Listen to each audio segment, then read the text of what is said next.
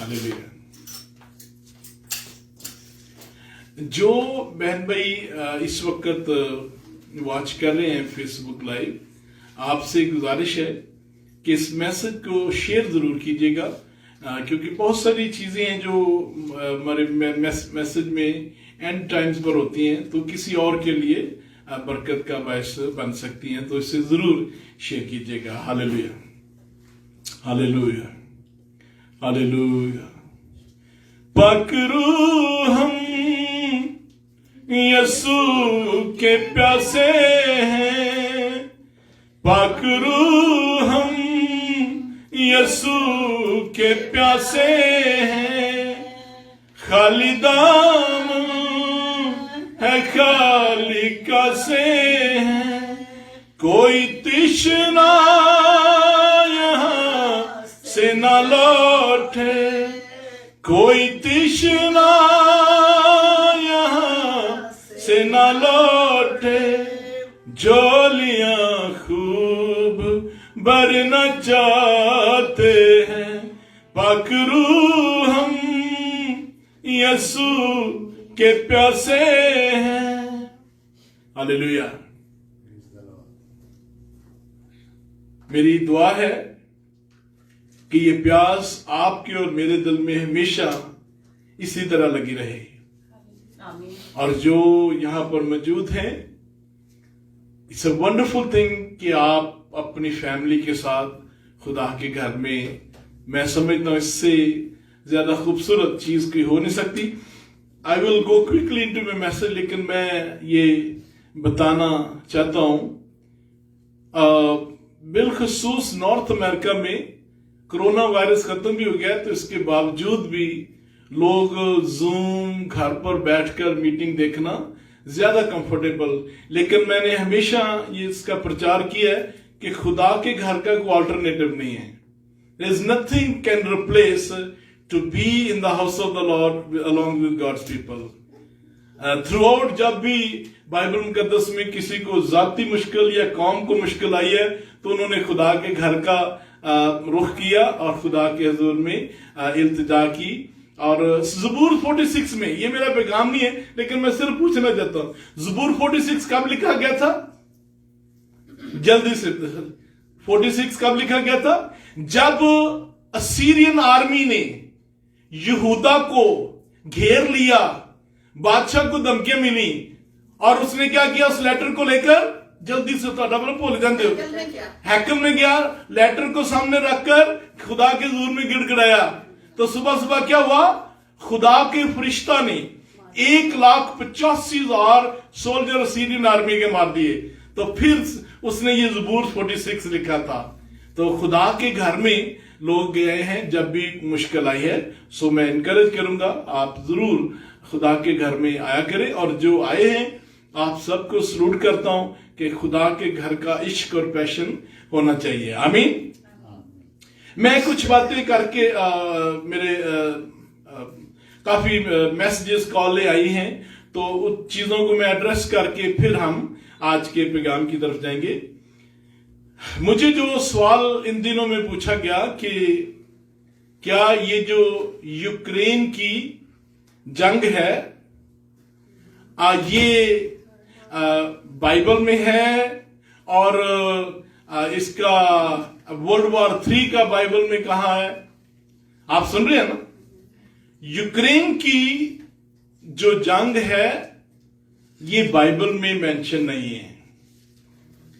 हर जंग जो आ जाती है तो हम उसको एंड टाइम के साथ कनेक्ट कर देते हैं, और सुना आपने होगा कि कहते हैं लो जी देख लो, कौमा कौमा से चढ़ाई कर दिया ने। हर जंग को ये ठीक है, ये एक जर्नल हिस्ट्री है। जो बाइबल में जंग लिखी है, खुदा ना करे, ये तो जो सूरत हाल चल रही है ये ऑलमोस्ट वर्ल्ड वॉर 3 है, लेकिन इसका बाइबल की प्रोफेसी में कहीं जिक्र नहीं है। जो भी आज जंग है और खुदा न करे इसके बाद होंगी, लेकिन जो बाइबल की जंग है, जरा गौर से सुनिएगा, ज़बूर 84 में कि आओ हम उन्हें सफाई हस्ती से मिटा दें। ये है बाइबल की जंग जो होनी है। इस्राएल के जो करीबी मुल्क हैं उन्होंने वो कोशिश करेंगे कि हम इस्राएल को सफा हस्ती से मिटा दें। ये है बाइबल की, इसे कहते हैं एंड टाइम्स वॉर। अब क्या रशिया का जिक्र है बाइबल की बिल्कुल है जी, उन्हें जूझ मजूझ कहा गया है। जो इज़ेकियल 38 में जंग होनी है, और ये जंग इस्राएल और रशिया की होनी है, जिसमें रशिया को शिकस्त है, ये बाइबल में लिखा हुआ है। सो अब जब भी, लेकिन ये जो जंग हो रही है इसका बाइबल की प्रोफेसी से तलक नहीं है। अब कुछ सब फरमा रहे हैं कि जी मुझे 2 साल पहले खुदा ने कहा था यूक्रेन की जंग होनी है। मैं कहूंगा जी ठीक है, वो आपका खुदा का मसला है, लेकिन गौर से सुनिएगा, ये बात बड़ी गौर से सुनने वाली है।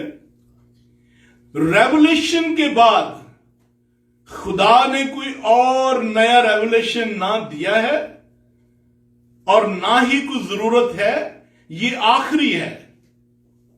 जो सबान ये कहते जी मुझे खुदा ने ये कह दिया था, मैं एटलीस्ट बाइबल में कहीं ऐसा नहीं लिखा कि रेवलेशन के बाद मैं आपको मजीद जंगें होंगी मैं बताऊंगा। खुदा ने जो खुदा आज प्रोफेसी करता है वो पर्सनल लेवल की है, इंडिविजुअल। खुदा अगर पवन भाई से बात करता है, प्रेज़ द लॉर्ड, खुदा बोलता है, वो जाती है। जो चर्च में, जो आज के दौर में जो प्रॉफिट हैं, जो नए टेस्टमेंट में है, वो एग्जोर्टेशन है, और वो भी नबियों की रूहें नबियों के ताबे हैं। अगर कोई उठकर कह दे कि जी मुझे खुदा ने कहा था, मैंने 2 साल सुने। बहुत सारे जो आज के दौर में जो चीज चल रही हो ना, उसके साथ अपने आप को जोड़ के तो ये शोहरत हासिल की जाती है। मैं ये क्लियर कर दूं, रेवोल्यूशन के बाद खुदा ने कोई और प्रोफेसी नहीं दी। जो बाइबल मुकद्दस में प्रोफेसी है वही है। आगे उसके बाद आज जो खुदा बात कर रहे हैं ये इंडिविजुअल लेवल पर है। आपको जाती तौर पर खुदा आपसे जो भी बात करता है, लेकिन बाइबल की नई रेवोल्यूशन और कोई नहीं है। इज एवरीबॉडी आमेन? बड़ा टिल्ला जी आमेन कह जी।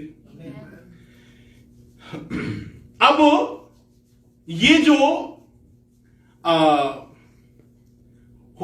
दूसरा जो मुझे सवाल किया गया था कि जी जो यूक्रेन है, ये यूरोपियन यूनियन का दूसरा नाम क्या हो सकता है? Revived Roman empire. जो रोमन एम्पायर, अगर आज आप कहना कितने 20 थे टोटल, जरा जल्दी आप थोड़ा सा, कितने 20 थे? जो रेवलेशन जो डैनियल 7 में लिखा है, कितने 20 थे? 4। पहला बाबल, दूसरा मेडो पर्शिया, तीसरा सिकंदर आज़म, चौथा रोम है।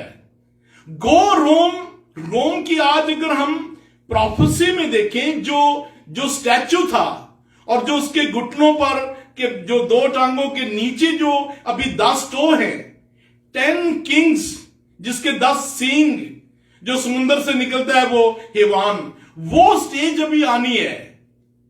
उस स्टेज, उसमें से एक छोटा सींग है जो मुखालफे मसीह है। वो कहां से निकलना है? चौथा ही एम्पायर है और वो रोम है। तो आज रोम को जो यूरोपियन यूनियन है वही रोम है। इसमें से आज की डेट में कितने उनके साथ हैं? 27 ममालिक ऑलरेडी हैं। तो अगर कोई ये कह दी कि ये जो यूक्रेन है ये भी, तो ये बड़ी पुअर सी अभी ना उनको मिली है, तो आप पहले ही उनको, वैसे भी 27 है, वो 28 हो जाएंगे। तो एक स्टेज आएगी जब 10 होंगे। अब वो खुदा का जब वक्त होगा, हम खुदा के वक्त से पहले जो है वो, we should not be talking about that, जो कलाम में लिखा है सिर्फ उसकी। सो यूरोपियन यूनियन रोम है, जिसे हम रिवाइव रोम कहेंगे, और उसमें से फिर एक वो एंड टाइम में होगा। और आज भी हम एंड टाइम में ही रह रहे हैं। लेकिन मेरा सवाल ये है, जो लोग आए दिन जब कोई जंग आती है तो कहते हैं बस ये दुनिया का एंड, लेकिन हम जो बाइबल पढ़ने वाले लोग हैं, हमारे लिए सबसे पहला क्या काम होना है?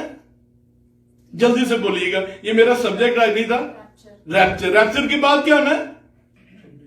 ट्रिबुलेशन होनी है 7 साल की, और फिर एक और सिग्निफिकेंट काम होना है रैप्चर के बाद। ट्रिबुलेशन है, दुरुस्त है, क्या होना है?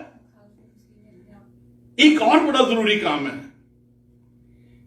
जो रैप्चर के लिए हमें कोई किसी किस्म की किसी निशान या किसी प्रोफेसी की जरूरत नहीं है, लेकिन ट्रिबुलेशन काफी शुरू होनी है, उसकी एक पक्की जो निशानी है वो क्या है?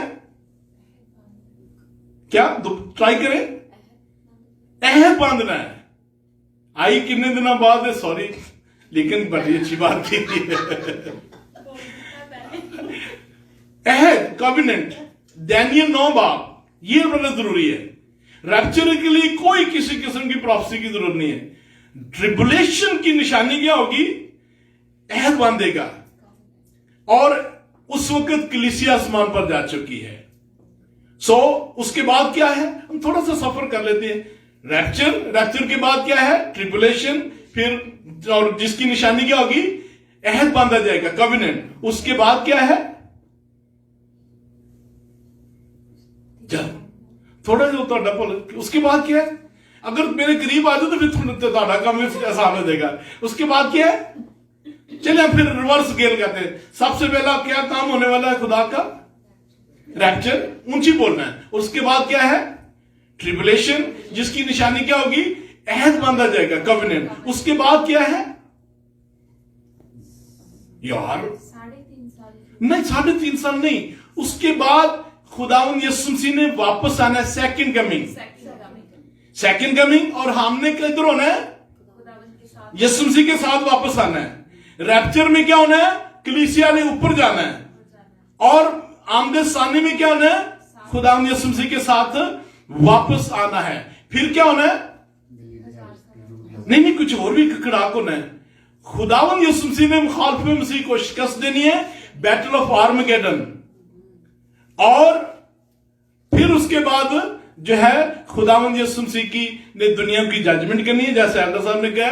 और उसके बाद फिर जो है, फिर क्या होना है? 1000 साल बादशाही नहीं है। 1000 साल बादशाही के बाद क्या होना है? 1000 साल बादशाही के बाद और भी कुछ होना है, वाइट। उसके बाद आखिरी जंग होनी है, शैतान को रिलीज किया जाना है, और उसने क्या करना है? उसने सारी कौमों को गुमराह करके जो मुकद्दस शहर है उसका घेराव करेगा। तो क्या होना है? आसमान से आग बरसनी। कहां लिखा है? मुकाशवा 20 बाब उसकी 11 और 12 आयत में आग बरसेगी। फिर क्या होना है? बहुत बड़ा event, white judgment throne. White judgment throne पर क्या होना है? आदम से लेकर जितने लोग मरे हैं, डजंट मैटर उनका क्या मजहब है, क्या धर्म है, तमाम जिंदा किए जाएंगे और व्हाइट जजमेंट थ्रोन के सामने खड़े होंगे। और फिर जिनके नाम किताबे हयात में नहीं है उनको क्या किया जाएगा? आपकी झील में डाल दिया जाएगा। और फिर क्या होना है? खुदा ने ये दुनिया आग से जला दी जानी है। किससे? आग से। और फिर नया आसमान, नई जमीन। ज़बूर 37 में लिखा है सादक जमीन के वारिस होंगे। और ये कहां होना है? कहां पर होना है? इसी प्लेनेट पर होना है। खुदा ने जलाना क्यों? वजह क्या है? Why he has to just इसको जलाने की क्या जरूरत? इतनी खूबसूरत बिल्डिंगें बनी है, सारा वाई, क्या वजह है? जब आदम ने गुनाह किया तो हर चीज में गुनाह, सिन, ये पॉल्यूटेड है।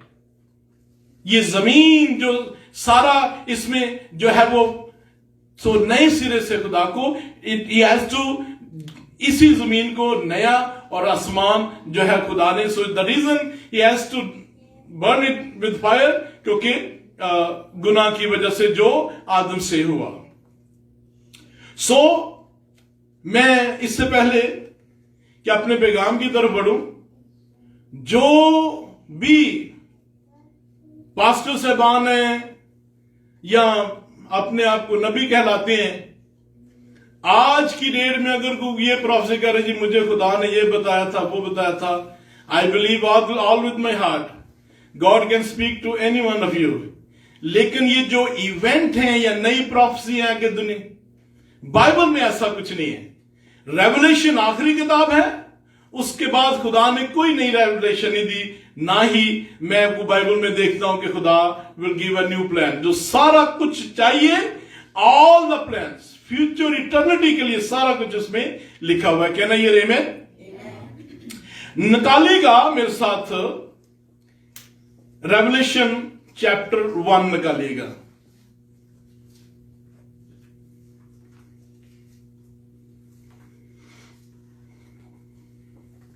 निकालिए। अब जरा मुझे नहीं पता आपने कभी गौर किया है, आप सुनिएगा जरा प्लीज, गौर से सुनिएगा। There are 7 churches, 7 spirits, 7 candlesticks, 7 stars, 7 lampstands, 7 seals, 7 horns, 7 eyes, 7 angels, 7 trumpets, 7 thunders, 7 thousands, 7 heads, 7 crowns, 7 angels, 7 plagues, 7 vial और ball, 7 mountain, 7 kings। ये कहां पर लिखे हुए हैं? रेवलेशन में लिखे हुए हैं। अब फिर इसके अलावा बाइबल मुकद्दस में 7 बीएटिट्यूड, जिसे कहते हैं ना मुबारक हैं वो, मुबारक जो भूखे और प्यासे, 7 उन्हें 7 बीएटिट्यूड कहा जाता है। 7 years of judgment, 7 divisions of each letter जो चर्चेस को लिखे गए, और 7 मर्तबा ये जिक्र है आई एम जो खुदावन ने दावा किया है। मुझे नहीं पता कभी आपने, हम इसका जो जवाब है सबसे पहले कि इसका मतलब क्या है, वाई 7 सो मच। पढ़िएगा मेरे साथ जेनेसिस चैप्टर 2 वर्स 3 पढ़िएगा। जेनेसिस चैप्टर 3 पैदाइश 2 बाब और 3 आए। और खुदा ने 7 दिन को बरकत दी और उसे मुकद्दस ठहराया, क्योंकि उसमें खुदा सारी कायनात से जिसे उसने पैदा किया और बनाया फारिग हुआ। सो एक तो 7 का जो अदद है मुकद्दस है, इट स्पीक्स ऑफ कंप्लीशन, खुदा कामलियत, किसी चीज को मुकम्मल करना, और परफेक्शन, कंप्लीशन। अब जो भी 7 का मैंने इसमें लिखा हुआ है, मैंने जो इतना बार इसका 7 का जिक्र है, this is what I believe. 7 is जो अदद है, इट इज द अदद है एंड का। जेनेसिस में जब खुदा ने सारा कुछ बना लिया, कंप्लीशन हो गया।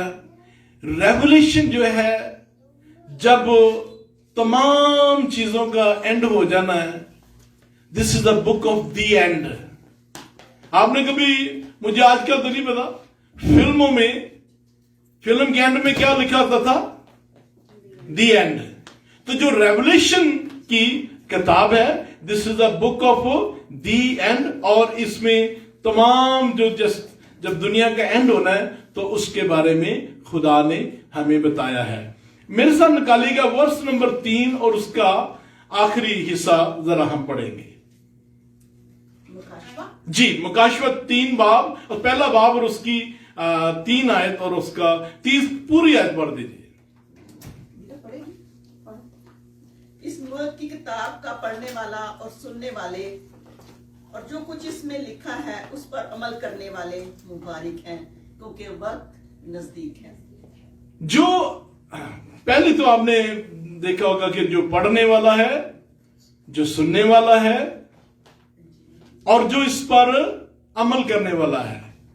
लेकिन जो लफ्ज अमल के लिए है वो है हीड, पे अटेंशन, जो तवज्जो करता है, जो इस पर ध्यान देता है, वो बरकत पाएगा। हम अमल भी कह सकते हैं, लेकिन जो पे अटेंशन। अब आखिरी जो फ्रेज है जरा पढ़ेगा। और उसके सुनने वाले और जो कुछ उसमें लिखा है उस पर अमल करने वाले मुबारक हैं, क्योंकि वो वक्त नजदीक है। क्योंकि वक्त नजदीक है। नजदीक, पहले तो हम देखेंगे वक्त जो है, सुन रहे हैं मेरी बात? प्लीज बाद में आप जो भी बातें करनी बाद में करिएगा। द वर्ड टाइम, ग्रीक में दो लफ्ज हैं टाइम के लिए। एक तो टाइम है जो हम घड़ी देख रहे हैं और जो हम कैलेंडर के मुताबिक देखते हैं कि जी टाइम क्या हुआ है। यहां पर टाइम कौन सा है? ये बड़ी खूबसूरत बात है और आपको बरकत पाएंगे, सुनिएगा। The word time here not chronos. Chronos क्या है? जो टाइम हम घड़ी के मुताबिक देख रहे हैं। जो यहां पर है और जो हम कैलेंडर के उसे कहते हैं क्रोनोस। और जो यहां पर वक्त के लिए लफ्ज इस्तेमाल हुआ है केरियोस। केरियोस और क्रोनोस में फर्क है। केरियोस जो है जो सीजन को बयान करता है, जो सीजन है। जैसे नेचुरल रेलम में हम कहते हैं जी जनाब हुन अंबा का सीजन आ गया, आई मीन कोई भी सीजन है जनाब, ये बारिशों का सीजन आ गया है। जो रूहानी तौर पर खुदा का एक सीजन है, उसके लिए जो वक्त यहां पर लिखा गया कैरियोस, जिसका मतलब है इराज, सीजन। और जो लफ्ज आ गया नियर, इसके लिए जो ग्रीक में वर्ड इस्तेमाल हुआ है एगोस, जिसका मतलब है नेक्स्ट। अब जरा हम मिलकर तर्जुमा करेंगे, दोबारा उस पढ़िएगा इस जो आखिरी पोर्शन है। इस पर अमल करने वाले मुबारक हैं क्योंकि वक्त नजदीक है। वक्त नजदीक है, वक्त नजदीक है। अब जो मैंने कहा है उसकी बेस पर क्या तर्जुमा इसका बनेगा?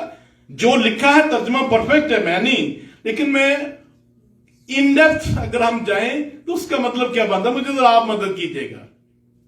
मैंने आपको बता दिया है जो टाइम के लिए लफ्ज इस्तेमाल हुआ है वो जो है केरियस है, घड़ी वाला टाइम नहीं है। मेरी बात सुन रहे, यहां घड़ी वाला टाइम नहीं लिखा हुआ, कैलेंडर वाला नहीं यार 2022 हो गया। यहां जो लिखा हुआ है कैरियस, जिसका मतलब क्या है? Ira's, season. अब और जो नियर के लिए लिखा है उसका सिंपली मैंने क्या है? नेक्स्ट। अब जरा तर्जुमा का पेश करें, क्या तो तर्जुमा होगा? क्योंकि खुदा का सीजन नेक्स्ट है, यानी कि सादा लफ्जों में कि अब खुदा ने जो नेक्स्ट स्टेप लेना है वो बहुत करीब है। आप कहते हैं कि नेक्स्ट की आगे इसके बाद क्या है? और वो जो खुदा अगला कदम उठाने वाला है वो बहुत करीब है। मैंने जो देखा है बाइबल मुकद्दस में, खुदा चाहता है कि ईमानदार हर दिन रेडी रहे, बी प्रिपेयर रहे, मुंतजर रहे, एंशियस रहे, इंतजार में रहे कि किसी दिन भी मेरा खुदावन जब जाहिर होता है तो वो मुझे वफादार पाए। सो इसका जो मतलब है कि द टाइम इज नियर, कि खुदा ने जो नेक्स्ट स्टेप लेना है वो बहुत करीब है। और वो नेक्स्ट स्टेप क्या है? कलीसिया उठाई जानी है, फिर रैप्चर होना है, और कलीसिया रैप्चर, फिर ट्रिबुलेशन, और फिर हमने देखा है खुदावंद यीशु मसीह की आमदसानी है। सो जो यहां पर इसका नेक्स्ट जो खुदा का स्टेप है, बहुत सारे लोग, और वो जो स्टेप है वो इमिनेंट है, इमिनेंट है। अगर हम मुकाशवा 22 बाब वर्ष 6 को देखें तो सेम चीज को बयान कर दिया, और वहां पर भी यही लफ्ज है। और फिर हम 22 बाब की 10 आयत में देखें, द टाइम इज नियर, और ये किसने कहा? खुदावंद यीशु मसीह ने। मुकाशवा 22 बाब और उसकी 10 आयत में लिखा है the time is near, same जो यहां लिखा है। और आप कितनों को याद है जेम्स रसूल उसका 5 बाब और 8 आयत में भी लिखा है द टाइम इज नियर। मुकाशवा 22 बाब 10 आयत में जो लिखा है टाइम इज नियर, 3 जगह पर, और जो ग्रीक में सेम है। मेरी बात फॉलो कर रहे हैं? सो खुदा के कलाम में जो लिखा है ना कि टाइम इज नियर, इसका मतलब है कि जो नेक्स्ट, नियर का मतलब है जो नेक्स्ट। हम टाइम की तरफ यार 2000 साल हो गए, खुदा के लिए वैसे भी 2000 2 दिन के बराबर है, 1000 साल 1 दिन के लिए। खुदा के लिए तो बड़ी डील नहीं है कि यार बड़ा लंबा टाइम हो गया है। वो तो हम जिस्म में सोचते हैं ना कि यार इतना टाइम हो गया। नहीं, जब बाइबल में लिखा है ना नियर, तो क्या मतलब है? नेक्स्ट। लिटरली जो मायने है ना, जब जो लिखा है द टाइम इज नियर, मेरे साथ मेरे देखिए, लुक एट मी, क्या मतलब है इसका? The time is near. Near का मतलब क्या? नेक्स्ट। और टाइम कौन सा है? ये घड़ी वाला टाइम नहीं है। टाइम है खुदा का जो सीजन है, वो नेक्स्ट है। किसी दिन भी, किसी लम्हे भी, इमिनेंट रिटर्न ऑफ क्राइस्ट। आप पढ़िएगा वर्ष नंबर 4 पढ़िएगा। यूहन्ना की जानब से उन 7 कलीसियाओं के नाम जो आसिया में हैं, उनकी तरफ से जो है और जो था और जो आने वाला है, और उन 7 रूहों की तरफ से जो उसके तख्त के सामने हैं, और यीशु मसीह की तरफ से जो सच्चा गवाह और मुर्दों में से जी उठने वालों में पिला उठा और दुनिया के बादशाहों पर हाकिम है। तुम्हें फजल और इत्मीनान हासिल होता रहे, जो हमसे मोहब्बत रखता है और जिसने अपने खून के वसीला से हमको गुनाहों से खलासी बख्शी। आगे क्या लिखा है? और हमको एक बादशाही भी और अपने खुदा बाप के लिए काहिन भी बना दिया। उसका जलाल और सल्तनत अबदुल आबाद रहे। आमीन। आमीन। पढ़िएगा। देखो वो बादलों के साथ आने वाला है और हर एक आंख उसे देखेगी, और जिन्होंने उसे छेदा था वो भी देखेंगे, और जमीन पर के सब कबीले उसके सबब से Thank you. पीटेंगे। ये कौन सी आयत थी सच्ची? ये अभी आपने पढ़ी है? 7। ये आयत को जरा दोबारा पढ़िएगा। देखो वो बादलों के साथ आने वाला है। Thank you. देखो, मेरी तरफ देखो, सभी बोलेंगे देखो। देखो वो बादलों के साथ आने वाला है। जो जिन्होंने थीसिस कभी लिखी है या अपने कॉलेज में, स्कूल में ऐसे लिखा है, इस किताब की, रेवोल्यूशन की किताब की जो जान है, जो थीम है, वो ये आयत है। This is the heart of revolution, जिसे कहते हैं की वर्ड्स है। देखो वो बादलों पर। रेवोल्यूशन की किताब को आप ये भी कह सकते हैं जी, this is the book of second coming. अब यहां पर मेरे जहन में बात आ गई, मैं करना, बहुत सारे जो इश्तिहार आप इंडिया पाकिस्तान में देखते हैं कि जी ये कन्वेंशन हो रही है सेकंड कमिंग की, सेकंड कमिंग।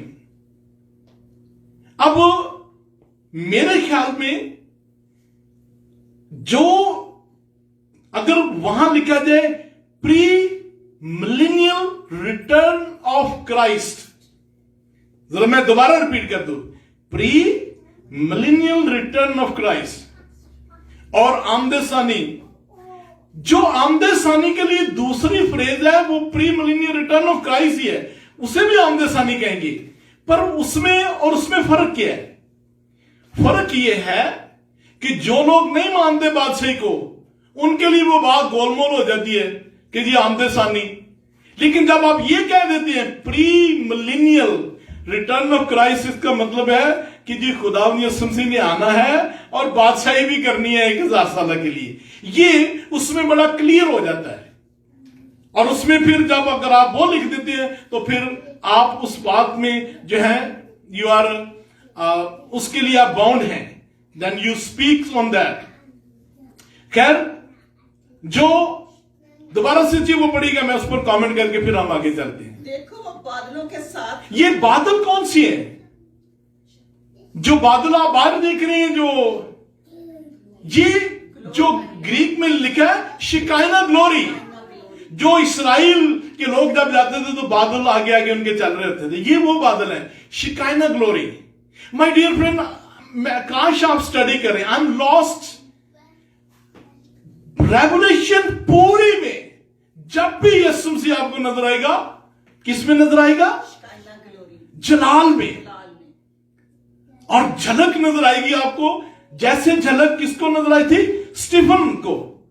याद है जब पत्थर मार रहे थे तो आसमान से एक बिजली जो है वो नजरों से आती है। ऐसे रेवलेशन की किताब भरी हुई है। Wherever you will see Jesus Christ, he is full of glory. और जो गॉस्पेल में है कंप्लीट ह्यूमैनिटी, अब जो उसका डिवाइन जलाल है वो हमें मुकाशवा में नजर आता है। सो देखो, वो बादलों पर जब शागिर्द खड़े थे, तो जब खुदावंद यीशु मसीह मरकर जी उठे, 40 दिन के बाद आसमान पर गए, तो किसने गवाही दी थी? ए गलीली मर्दो, ये किसने कहा था? फरिश्तों ने कहा था कि जिस यीशु को तुम आसमान पर जाते हुए देख रहे हो, वही यीशु इसी तरह वापस आएगा। कहां से गया था खुदावंद यीशु मसीह? माउंट ऑलिव से। खुदावंद ने जब आना है तो कहां कदम रखा जाना है? माउंट ऑलिव पर। बादलों पर ही वापस आएगा। What a day it will be. What a day it will be. मैं आपको इंकरेज करता हूं, आप रेवलेशन की किताब जरूर पढ़ा करें। मैं आपको बयान नहीं कर सकता कि कितनी पावरफुल और बाबरकत चीजें इसमें लिखी हुई हैं, और खुदावंद का शुक्र हो। आइए हम अपने सरों को खुदावंद के जोर में झुकाएंगे और फिर हम अगले Sunday we will carry on from here. Hallelujah. Lord we worship you, और हम इत्मीनान की दुआ करते हैं यूक्रेन के लिए, क्योंकि ये जंग पूरी दुनिया इसमें सफर भी कर रही है। जो गैस प्राइसेस, जो इन्फ्लेशन हो रहा है, हम दुआ करते हैं खुदाबंद कि तेरा इत्मीनान प्रिवेल करे, और खुदाबंद तो यूक्रेन के लोग जो इसमें पिस रहे हैं उनकी मदद फरमा, और जो अपनी पावर को इंपोज कर रहे हैं उन पर तो अपना डर और खौफ जाहिर कर। हम इस दुनिया में तेरी सलामती, तेरा इत्मीनान और यूक्रेन के लोगों के लिए तसल्ली, इत्मीनान, और इस मुश्किल वक्त में उनकी मदद फरमा। जितने बहन भाई बैठे हैं सबको बड़ी बरकत देना, सबके दिल की मुरादों को पूरा करना, और जो बहन भाई हमें वॉच कर रहे हैं, जो बाद में सुनेंगे, सबको बड़ी बरकत देना। यीशु मसीह के पाक और पवित्र नाम में सब खुदा के लोग बोले आमीन।